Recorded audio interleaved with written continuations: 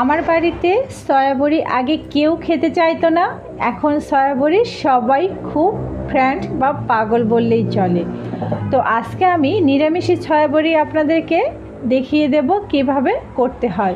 এখন আমি এই সয়াবড়িগুলোকে গরম জলে একটুখানি 1 মিনিট সেদ্ধ করে নিয়েছি, তারপর ঠান্ডা জল দিয়ে ধুয়ে নিয়েছি। এখন সয়াবড়িগুলোকে আগে লবণ হলুদ দিয়ে সুন্দর করে ভেজে নেব। এই সয়াবড়িগুলোকে সুন্দর করে ভাজা না হলে এর যে একটা আষ্টে গন্ধ থাকে সেটা কিন্তু থেকে যাবে, যার কারণে দেখুন লালচে করে ভেজে নেওয়ার চেষ্টা করবেন।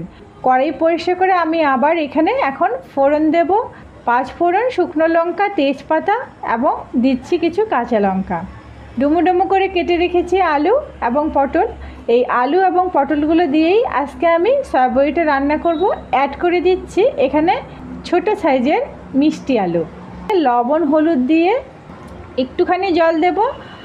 জলটা যখন দেখা যাবে যে হাফ শুকিয়ে এসেছে এবং সবজিগুলোও সেদ্ধ হয়ে এসেছে, ঠিক এমন মুহূর্তে আমি সয়াবড়িগুলোকে অ্যাড করে দেব।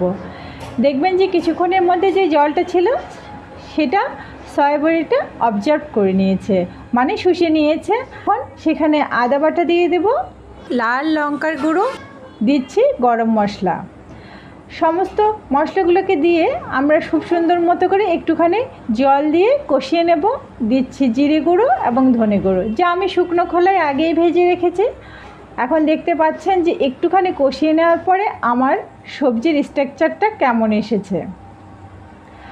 আপনাদের আগেই বলে দিচ্ছি যে এই সয়াবড়ি রান্না করতে গেলে অবশ্যই একটু ধৈর্য নিয়ে রান্না করতে হবে। এই যে আমার হয়ে গিয়েছে। এভাবে ভাত, রুটি বা পরোটা যে কোনো দিয়েই আপনারা সার্ভ করতে পারেন।